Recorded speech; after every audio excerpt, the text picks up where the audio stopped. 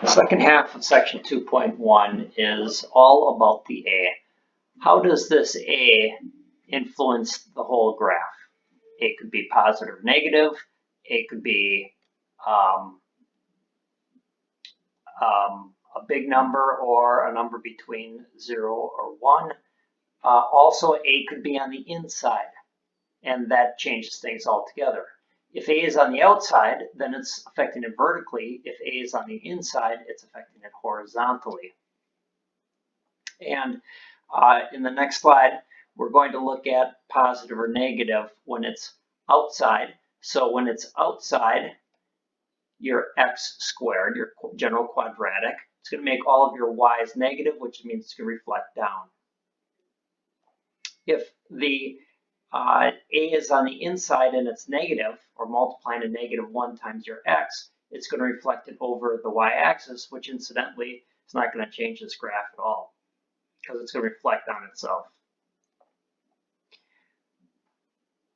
Now, when we get into the A on the outside of f of x and looking at if A is a positive number greater than 1, it's going to make the slope of x squared greater, steeper, which means it's going to grow vertically faster.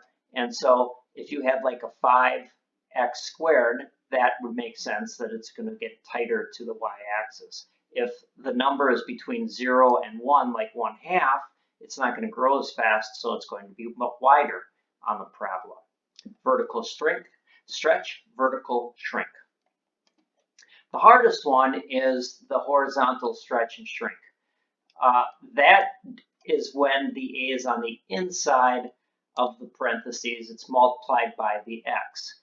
And it's the opposite of what is the case of the vertical situation. If A is between 0 and 1, it actually is going to be considered a horizontal stretch. And a horizontal stretch means that it's going to grow closer to the x-axis. It's going to move closer to the y-axis.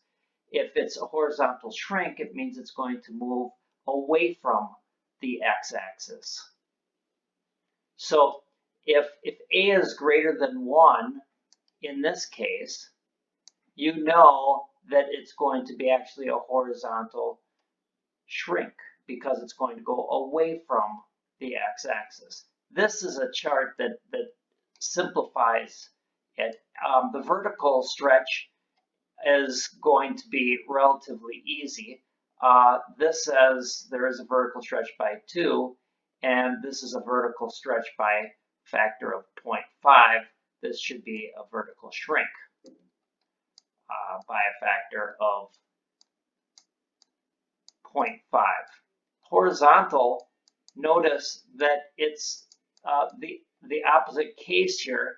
If you're multiplying your x by 2, it's a horizontal shrink by a factor of 1/2. Notice that the relationship between 2 and 1/2 is 1 over A. So the factor that it's shrinking by is going to be 1 over A. Same thing here, 0.5, 1 over 0.5 is equal to 2. So that's going to be the factor of which it's going to be a horizontal stretch. Let's do a couple examples. So describe the transformation g of x, then graph each function. So first of all, what I like to do is think about where the vertex is. The vertex in this case is going to be at where it's going to be 0, 1. So I can make any point 1. I'll just say that that's equal to 1. And then I know that it's going to be actually, it's on the inside of the parentheses, so you're talking horizontal. And when it's on the inside of the parentheses, you're now going to be thinking, okay, it's the opposite of what is normal case. So this is going to be a horizontal shrink,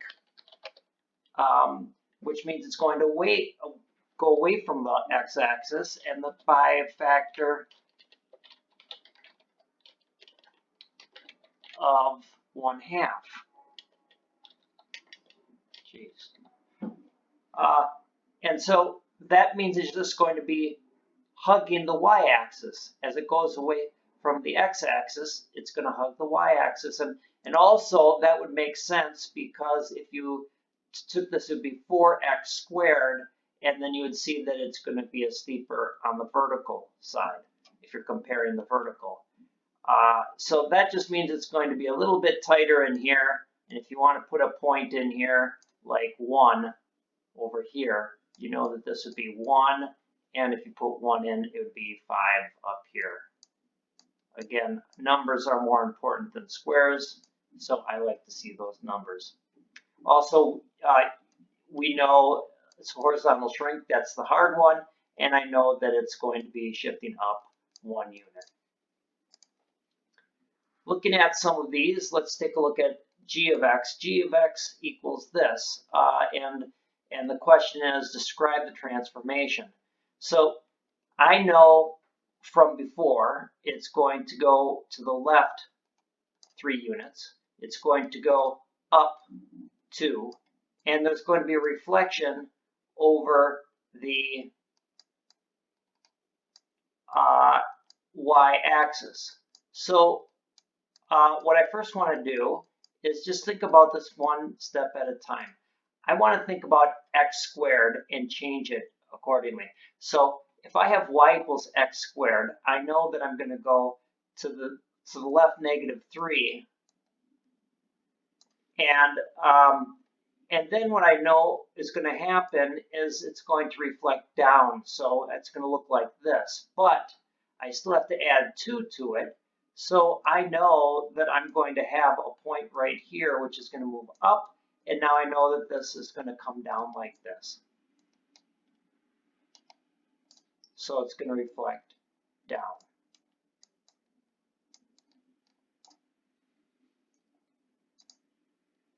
Okay, so in this case, be very careful with the horizontal shrink and stretch idea. That's where the number is on the inside of the parentheses multiplied by the x, and the factor is where you have to remember that it's actually 1 over a, which is the opposite. If I were you, I'd highly suggest that you have some sort of a guide to help you with that idea because it's so easy to make a mistake.